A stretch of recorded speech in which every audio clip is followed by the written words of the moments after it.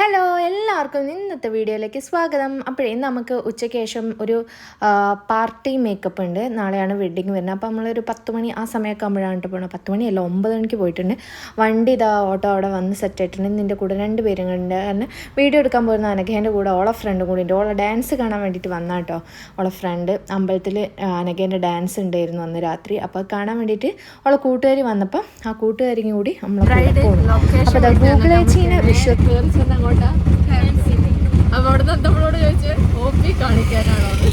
അപ്പോൾ നമ്മൾ ആദ്യം തന്നെ നമ്മൾ ഈ ഗൂഗിൾ മാപ്പ് നോക്കി പോയിട്ട് നമ്മൾ നേരെ കയറി ചെന്നത് KMCT ഹോസ്പിറ്റലിൻ്റെ OP വിഭാഗത്തിലേക്കാണ്. അപ്പോൾ നമ്മളെ കണ്ടപ്പോൾ തന്നെ ഒരു ചോദിച്ചു എന്താ OP കാണിക്കുന്നത്. കാരണം ഒരു ഓട്ടോറിക്ഷ നിറച്ച ആൾക്കാർ വരുമ്പോൾ സ്വാഭാവികമാണല്ലോ ചോദ്യം. പിന്നെ നമ്മളെ കസ്റ്റമറിനെ വിളിച്ച് കാര്യങ്ങളൊക്കെ ചോദിച്ച് അവിടെ പെട്ടെന്ന് തന്നെ എത്തിട്ടോ. നമ്മൾ KMCT ഹോസ്പിറ്റലിൻ്റെ നേരെ ബാക്കിലായിരുന്നു നമ്മളെ ബ്രൈഡിൻ്റെ വീട്. അപ്പോൾ ബ്രൈഡ് എന്ന് പറയുന്നത് എന്നെ ഒരു വർഷം മുന്നേ ബുക്ക് ചെയ്തിട്ട ആളാണ് കേട്ടോ. രേഷ്മയാണ്. രേഷ്മ ഭയങ്കര കമ്പനിയാണ്. നമ്മളേറ്റ് ഇടയ്ക്കിടയ്ക്ക് വിളിക്കും. ഇതാ ഞാൻ എന്തായാലും സെറ്റ് ആവണം. മേക്കപ്പ് ചെയ്യുന്നതിന് മുന്നേ എനിക്കൊന്നും സെറ്റ് ആവണമെന്നില്ല, ഞാൻ ഓക്കെ ആണെന്ന് എനിക്കറിയാം. രേഷ്മ എത്ര കാലം മുന്നേ നമ്മൾ ബുക്ക് ചെയ്താണ്? ഒരു വർഷം മുന്നേ എന്നെ ബുക്ക് ചെയ്ത ആളാണ് കേട്ടോ. ഭയങ്കര പാവാണ്, സൽസ്വഭാവിയാണ്. പിന്നെ എന്തൊക്കെ പറയട്ടെ, കിട്ടുന്ന ചെക്കൻ്റെ ഭാഗ്യം. അതെ, അയ്യോ കേറിപ്പോയില്ലേ. അത് പിടിക്കാൻ പറഞ്ഞില്ലായിരുന്നു. ഹായ് ഹായ് ഹായ് തുള്ളുന്ന ഹെയർ വെക്കട്ടെ.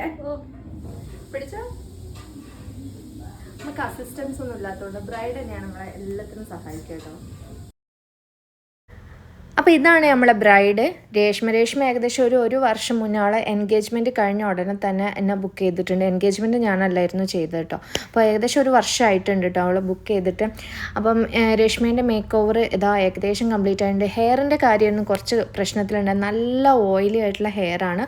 ഓയിൽ ഒരു 4-5 ദിവസം മുന്നേ തന്നെ ആൾ ഉപയോഗിക്കലൊക്കെ നിർത്തിയിട്ടുണ്ട്. സ്പാ ചെയ്തിട്ടുണ്ട്, ഒക്കെ ശരിയാണ്. പക്ഷേ ആൾ ആദ്യം നല്ലോണം ഈ വെളിച്ചെണ്ണ നല്ലോണം തേച്ച് നല്ല തലയിലൊക്കെ നല്ലോണം തേച്ച് ഉപയോഗിച്ച് ശീലമുള്ളതുകൊണ്ട് ആ ഒരു ഓയിൽ കണ്ടൻറ്റ് തലയിൽ നിന്ന് പോയിട്ടില്ല. അപ്പോൾ നമുക്ക് പ്രിപ്പറേഷനൊക്കെ ചെയ്യുമ്പോൾ ഭയങ്കര ബുദ്ധിമുട്ടായിരുന്നു. കൂടുതൽ ഹമ്പൊന്നും ചെയ്യാൻ കഴിഞ്ഞില്ല കേട്ടോ. പിന്നെ ആൾക്കും അധികം ഹമ്പൊന്നും വേണ്ട, ചെറിയ രീതിയിൽ നോർമലായിട്ട് മതി എന്ന് പറഞ്ഞതുകൊണ്ട് വലിയ കുഴപ്പമില്ലായിരുന്നു. പക്ഷേ എനിക്കതൊരു സാറ്റിസ്ഫാക്ഷൻ കിട്ടിയിട്ടില്ല. നമുക്ക് കുറച്ചൊരു ഹമ്പൊക്കെ ചെയ്യുമ്പോഴല്ലേ ഹെയർ സ്റ്റൈൽ ഒന്നും കൂടി ഒരു പെർഫെക്റ്റ് ആവുള്ളത്. കണ്ടില്ല, അങ്ങനെ നോർമൽ ഹെയറിനെ പോലെ തന്നെയാണ്. അപ്പോൾ എനിക്ക് ബ്രൈഡ്സിനോട് പറയാനുള്ളത് എന്താ വെച്ചാൽ, നല്ല ഓയിൽ കണ്ടൻറ്റ് ഉള്ള ഹെയർ ആണെങ്കിൽ നിങ്ങൾ എന്തായാലും ഒരു മാസം മുന്നേ തന്നെ ഹെയറിൽ ഓയിൽ ഉപയോഗിക്കുന്നത് നിർത്തിയിട്ട് ഇടയ്ക്കിടയ്ക്ക് ഷാമ്പൂ വാഷ് ചെയ്യുക. പിന്നെ നമ്മളെ കഞ്ഞിവെള്ളം തലേ ദിവസം എടുത്തു വെച്ചിട്ട് അത് നല്ല തണുപ്പിൽ അത് തേച്ച് പിടിപ്പിക്കുക. ഉലുവ തേക്കുന്നതൊക്കെ നല്ലതാണ്. ആ ഒരു ഓയിൽ ഫ്രീ ആവാൻ സഹായിക്കും കേട്ടോ. അപ്പോൾ രേഷ്മേൻ്റെ പാർട്ടി ലുക്ക് എന്ന് പറഞ്ഞാൽ വളരെ സിമ്പിളായിട്ട് ചെയ്താൽ. പിന്നെ ഒരു കൺഫ്യൂഷൻ കൂടി ഉള്ള എന്താ വെച്ചാൽ ഞാൻ ഇപ്പം പറയാം. സോറി. അപ്പോൾ എങ്ങനെയുണ്ട്? ഇഷ്ടമായോ? അപ്പോൾ നമുക്ക് നാളെ. ഇവിടെ രേഷ്മയുടെ കാര്യത്തിലൊരു കൺഫ്യൂഷൻ വന്നത് എന്താ വെച്ചാൽ, ആളുടെ ബ്ലൗസ് ഭയങ്കര ലൂസായിരുന്നു.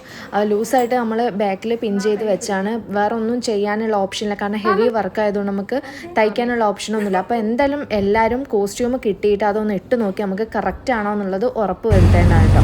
അപ്പോൾ ഈ ഒരു വർക്ക് കഴിഞ്ഞിട്ട് നമുക്ക് വേറൊരു പാർട്ടി ലുക്കും കൂടി ചെയ്യണം. അതിലേക്കുള്ള യാത്രയാണ്. അത് അടുത്ത വീഡിയോയിൽ കാണാം.